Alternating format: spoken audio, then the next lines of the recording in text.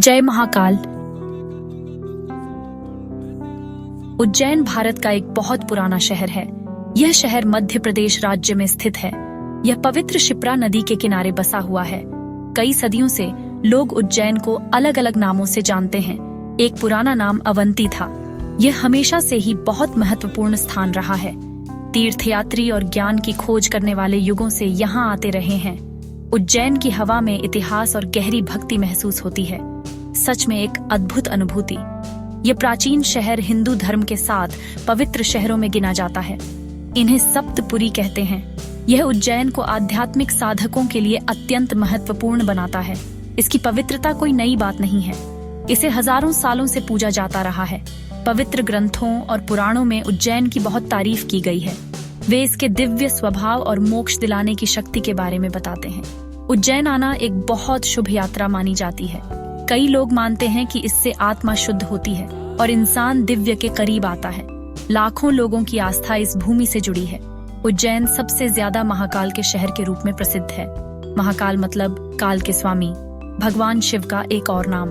महाकालेश्वर ज्योतिर्लिंग यहीं पर है।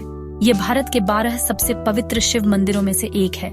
माना जाता है कि भगवान शिव खुद यहाँ अपने शक्तिशाली रूप में रहते हैं। महाकाल की नगरी नाम इसी गहरे संबंध को दिखाता है। इसका मतलब है महाकाल का शहर। अपनी गहरी धार्मिक महत्वता के अलावा उज्जैन का इतिहास भी बहुत समृद्ध है। ये कभी शिक्षा और संस्कृति का एक प्रमुख केंद्र था। पुराने जमाने में यहाँ महान विद्वान और कवि हुए। कहते हैं कि महान राजा विक्रमादित्य ने उज्जैन से शासन किया था। उनकी बुद्धिमत्ता और न्याय की कहानियां पूरे भारत में प्रसिद्ध हैं। यह शहर व्यापार और खगोल विज्ञान का भी एक महत्वपूर्ण केंद्र था। यह बहुआयामी धरोहर उज्जैन के अनूठे आकर्षण को और बढ़ाती है। यह एक ऐसी जगह है जहां आध्यात्मिकता और इतिहास खूबसूरती से मिलते हैं, जो यहां आने वाले सभी लोगों के लिए एक आकर्षक वातावरण बनाता है। महाकालेश्वर मंदिर उज्जैन का दिल है। इसकी महत्ता सच में बहुत ज्यादा है। यह भगवान शिव को समर्पित है, जिन्हें यहाँ महाकाल के नाम से जाना जाता है। मंदिर में एक स्वयंभू लिंगम है। इसका मतलब है कि लिंगम अपने आप प्रकट हुआ। इसे इंसान ने नहीं बनाया।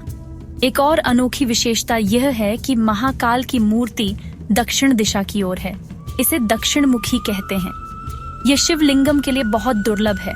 माना जाता है कि यह दक्षिण दिशा की ओर होना मृत्यु पर विजय का प्रतीक है। मंदिर में हर रोज अनगिनत भक्त आते हैं। मूल मंदिर संरचना में समय के साथ कई बदलाव हुए। दुर्भाग्य से ऐतिहासिक आक्रमणों के दौरान इस पर हमला हुआ और इसे नुकसान पहुंचा, लेकिन इसे हमेशा और भी ज्यादा भक्ति के साथ फिर से बनाया गया। वर्तमान मंदिर संरचना ज्यादातर 18वीं सदी का है। इसे मराठा शासकों के अधीन पुनर्निर्मित किया गया था। यह दृढ़ता लोगों की अटूट आस्था को दिखाता है। मंदिर आज उनके अडिग आत्मा और भगवान महाकाल के प्रति गहरी श्रद्धा का प्रमाण है।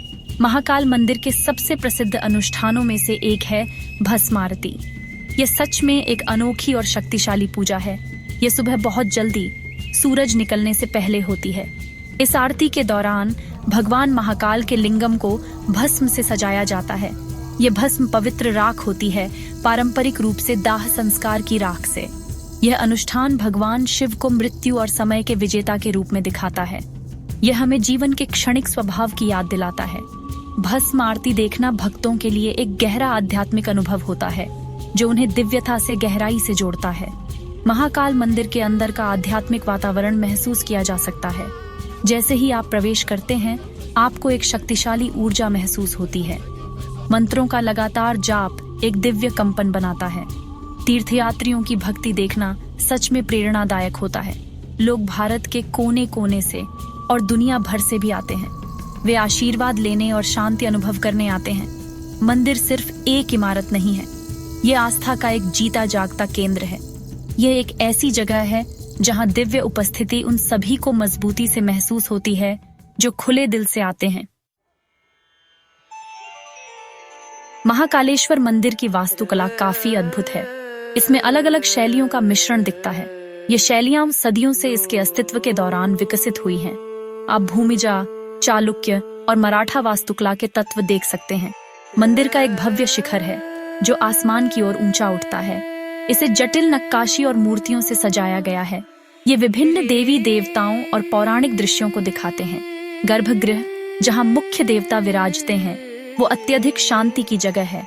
मंदिर परिसर खुद ही बहुत बड़ा है और तीर्थयात्रियों की सुविधा के लिए अच्छी तरह से बनाए रखा गया है। उज्जैन में और भी कई वास्तुकला के चमत्कार हैं। शिप्रा नदी के किनारे बने घाट बहुत महत्वपूर्ण हैं। राम घाट और नृसिंह घाट विशेष रूप से प्रसिद्ध हैं। इनका इस्तेमाल पवित्र स्नान और धार्मिक रस्मों के लिए किया जाता है। उज्जैन में महाराजा जय सिंह द्वितीय द्वारा बनवाए गए 5 प्राचीन वेधशालाओं में से एक भी है। इसे वेधशाला या जंतर मंत्र के नाम से जाना जाता है। इसमें बीते युग के अद्भुत खगोलीय उपकरण हैं। शहर में कई पुराने महल और मंदिर भी बिखरे हुए हैं। हर एक उज्जैन के गौरवशाली अतीत और इसकी समृद्ध वास्तुकला विरासत की कहानी कहता है। उज्जैन की सांस्कृतिक जीवंतता सच में आकर्षक है। शहर त्योहारों के दौरान जीवंत हो उठता है। महाशिवरात्रि अत्यधिक उत्साह और भक्ति के साथ मनाई जाती है।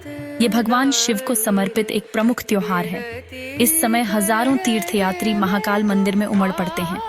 लेकिन उज्जैन शायद सबसे ज्यादा सिंहस्थ कुंभ मेले के लिए प्रसिद्ध है। ये भव्य धार्मिक सभा हर 12 साल में एक बार होती है। लाखों साधु, संत और भक्त शिप्रा के तट पर एकत्र होते हैं। वे पवित्र डुबकी लगाने आते हैं। माना जाता है कि इससे पाप धुल जाते हैं। ये उज्जैन को हिंदू परंपराओं का एक प्रमुख केंद्र बनाता है। महाकाल से जुड़ी परंपराएं जीवंत और प्राणवान हैं। उन्हें हर रोज बड़ी निष्ठा के साथ निभाया जाता है। महाकाल मंदिर में दैनिक अनुष्ठान बहुत विस्तृत होते हैं। वे सुबह जल्दी शुरू होते हैं और देर रात तक चलते हैं। इन अनुष्ठानों में विभिन्न आरती, अभिषेक, लिंगम का पवित्र स्नान और भेंट शामिल हैं। स्थानीय रीति रिवाज और मान्यताएं महाकाल की पूजा के साथ गहराई से जुड़े हुए हैं। ये परंपराएं पीढ़ी दर पीढ़ी चली आ रही हैं। इनके बने रहने से ये सुनिश्चित होता है कि उज्जैन एक शक्तिशाली आध्यात्मिक केंद्र बना रहे। इसमें स्थानीय लोगों की भक्ति एक महत्वपूर्ण भूमिका निभाती है। प्राचीन काल में उज्जैन शिक्षा का एक प्रसिद्ध केंद्र था। इसने दूर दूर से विद्वानों को आकर्षित किया। महान बुद्धिजीवी यहाँ खगोल विज्ञान, गणित, साहित्य और दर्शन जैसे विभिन्न विषयों का अध्ययन करने के लिए इकट्ठा होते थे। शहर विशेष रूप से खगोल विज्ञान में अपने योगदान के लिए प्रसिद्ध था। वेधशाला या ऑब्जर्वेटरी इस धरोहर का प्रमाण है। वराहमिहिर और भास्कराचार्य जैसे प्रसिद्ध विद्वान उज्जैन से जुड़े हैं। उनके कार्यों ने भारतीय वैज्ञानिक विचार को बहुत प्रभावित किया है। शहर का बौद्धिक वातावरण अपने समय के लिए सच में अद्वितीय था, जिसने नवाचार और गहरे ज्ञान को प्रोत्साहित किया। भारतीय आध्यात्मिकता पर उज्जैन का प्रभाव गहरा और दूर तक फैला हुआ है। महाकालेश्वर ज्योतिर्लिंग का निवास स्थान होने के नाते यह एक प्रमुख स्थान रखता है। इसने देश भर में धार्मिक प्रथाओं और विश्वासों को आकार दिया है। भगवान शिव की उनके महाकाल रूप में पूजा इस शहर के लिए अद्वितीय है। इसने अनगिनत भक्तों और आध्यात्मिक आंदोलनों को प्रेरित किया है। महाकाल से जुड़े दार्शनिक विचार जैसे समय और मृत्यु पर महारथ गहराई से प्रतिध्वनित होते हैं। उज्जैन आध्यात्मिक पथ पर चलने वालों के लिए एक मार्गदर्शक प्रकाश बना हुआ है। इसकी परंपराओं ने हिंदू धर्म की विविधता को कई तरह से समृद्ध किया है। उज्जैन की अमूल्य धरोहर को संरक्षित करना एक महत्वपूर्ण जिम्मेदारी है। इसके प्राचीन मंदिरों और स्मारकों को संरक्षित करने के लिए लगातार प्रयास किए जा रहे हैं। भारतीय पुरातत्व सर्वेक्षण और स्थानीय अधिकारी मिलकर काम करते हैं। उनका उद्देश्य शहर के ऐतिहासिक चरित्र को बनाए रखना है। इसमें सावधानी पूर्वक पुनर्स्थापन कार्य और संरक्षण परियोजनाएं शामिल हैं। चुनौतियां तो हैं ही, जैसे कि बड़ी संख्या में तीर्थयात्रियों को प्रबंधित करना। आधुनिक विकास को भी धरोहर संरक्षण के साथ संतुलित करने की आवश्यकता है। लेकिन उज्जैन की धरोहर को सुरक्षित रखने की प्रतिबद्धता मजबूत है, जिससे यह सुनिश्चित हो कि इसके खजाने आने वाली पीढ़ियों के लिए बने रहे। उज्जैन की धरोहर सच में स्थायी और बहुआयामी है। यह सिर्फ एक प्राचीन शहर से कहीं अधिक है। यह भारत का एक महत्वपूर्ण सांस्कृतिक और आध्यात्मिक हृदय स्थल है। इसकी ऐतिहासिक महत्ता, धार्मिक पवित्रता और बौद्धिक योगदान विशाल है।